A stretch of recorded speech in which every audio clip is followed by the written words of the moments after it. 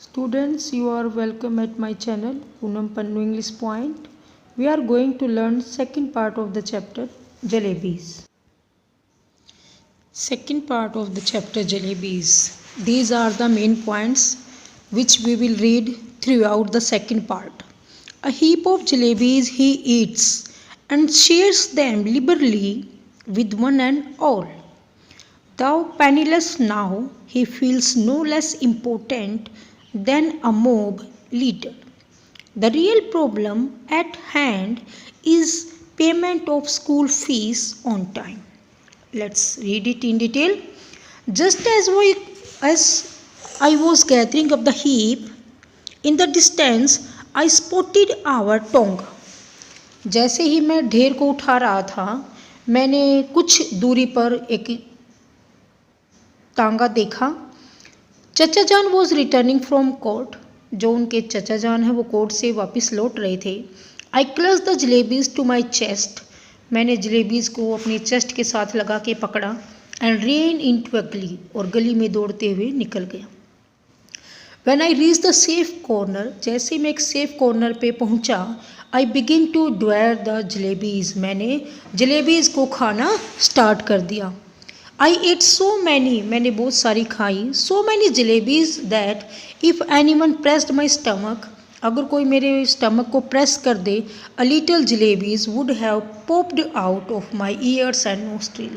तभी मेरे कान और मेरे नोस्ट्रिल से केवल जलेबी ही जलेबियाँ निकलेंगी. Means in this paragraph we learned that when the narrator bought jalebis, suddenly he saw that his Chachajan was returning from court.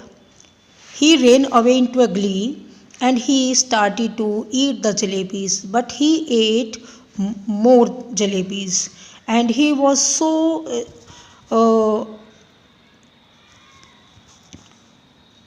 disturbed by the thinking that if someone press his stomach, then jalebis will come outside.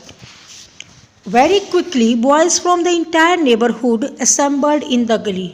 जल्दी देखते हैं तो बहुत सारे पड़ोस में से जो गली में रह रहे थे, बहुत सारे लड़के वहाँ पे इकट्ठा हो गए. By that time I was so pleased with my stomach full of jalebis. उस टाइम पे मैं बहुत खुश था क्योंकि मेरा जो पेट है वो जलेबी से भरा हुआ था. And I got into the mood for some fun. और मेरा मन कर रहा था कि मैं कुछ फन करूँ. Means something should be enjoyable. I started handling out jalebis to the children around. जो बच्चे आसपास मेरे इकट्ठे हो गए थे, मैंने उन्हें जलेबी डिस्ट्रीब्यूट करना स्टार्ट कर दिया.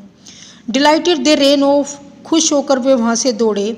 जंपिंग कूद रहे थे. And screaming into the galis. और कूदते हुए चिल्लाते हुए गली में दौड़ गई. सोन all lot of other children appeared. जल्दी ही दूसरे बच्चे भी वहाँ पे दिखाई दिए. Probably शायद having heard the good news from the others. उन्होंने भी दूसरों से ये गुड न्यूज़ सुनी होगी कि वहाँ पे कोई जलेबीज डिस्ट्रीब्यूट कर रहा है. I dashed to the हलवाई. मैं हलवाई की तरफ गया. And bought 1 more rupees worth of jalebis. और 1 रुपये की जलेबीज और खरीद ली. केम बैक. वापिस आया. And stood on the chabutra of one of the house. और एक घर के चबूतरे पर खड़ा हो गया. Liberally distributing jalebis to the children just like the governor sahib use to distribute rice to the poor. जैसे गवर्नर साहेब गरीब लोगों में राइस डिस्ट्रीब्यूट करते थे, चावल बांटते थे, वैसे ही मैं महसूस कर रहा था. मैं भी चबूतरे पर खड़ा होकर चिल्ड्रंस को, दूसरे बच्चों को जलेबीज डिस्ट्रीब्यूट कर रहा था. इसीलिए नैरेटर थोड़ा सा खुश हो जाता है. But now there was a huge mob of children around me. लेकिन वहाँ पर बहुत सारे बच्चों की भीड़ मेरे चारों तरफ थी. The beggars too lounged and assured. यहाँ तक कि जो बैगर्स हैं, जो ज़रूरतमंद, जो वहाँ पे लोग इकट्ठा हो रहे थे, भिखारी, उन्होंने भी आक्रमण कर दिया. मीन्स वे भी वहाँ पे आना स्टार्ट हो गए. एज्योर्ट होता है अटैक करना. Means they also started to be gathered there. If children would be elected to the assembly. अगर बच्चों को असेंबली में इलेक्शन में खड़ा कर दिया जाए और उन्हें इलेक्ट किया जाए, my success would have been assured. तो मेरी जीत पक्की होगी. दैट डे उस दिन, because one little signal from my jalebi wielding hand and the mob would have been willing to kill and get killed for me. क्योंकि अगर मैंने एक सिग्नल किया, क्योंकि जिस हाथ से मैं, जिस तरीके से मैं जलेबीज़ को डिस्ट्रीब्यूट कर रहा था, तो मुझे लग रहा था जो वहाँ पे मोब, जो ग्रुप ऑफ पीपल, चिल्ड्रन इकट्ठा हो गए थे, they can kill for me someone, वो किसी को भी नुकसान पहुंचा सकते थे, खुद भी मर सकते थे, दूसरों को भी मार सकते थे। मीन्स बाय हुक और by crook they will help me. Because the narrator was distributing jalebis, I bought jalebis for the remaining 2 rupees. जो 2 रुपये बच गए थे, मैंने उनसे भी जलेबीज खरीद ली and distributed them. Then I washed my hands and mouth at the public tap and return home. तभी मैंने अपने हाथ धोए और then he washed his hands and mouth at the public tap and returned home, putting on such an innocent face as if I had not even seen the hint of jalebis all my life.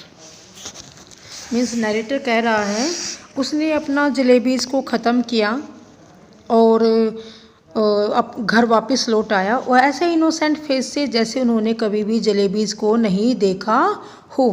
जलेबीज़ I had gobbled up easily enough. Jalebis जो हैं उसने जब उसने उनको खा लिया था तो पेट में चली गई, ऐसा फन वे में आपको कहना चाह रहा है narrator.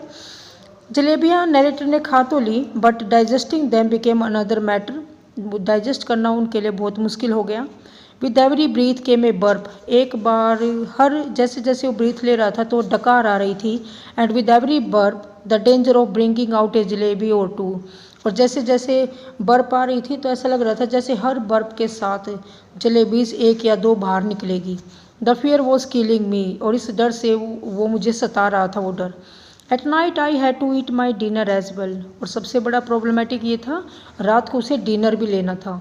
If I had not eaten I would have been asked to explain why I did not want any food. अगर मैंने वो खाना ना खाया होता तो एक्सप्लेन करना मुश्किल हो जाता कि नरेटर खाना क्यों नहीं खा रहा है। And if I had pretended illness. और अगर मैंने बहाना बनाया होता बीमारी का, the doctor would have been summon. Doctor को बुला लिया गया होता। And if the doctor after feeling my pulse. और यदि डॉक्टर मेरी पल्स फील करने के बाद ये बताता Munna has devoured a mound of jalebis, I would simply die.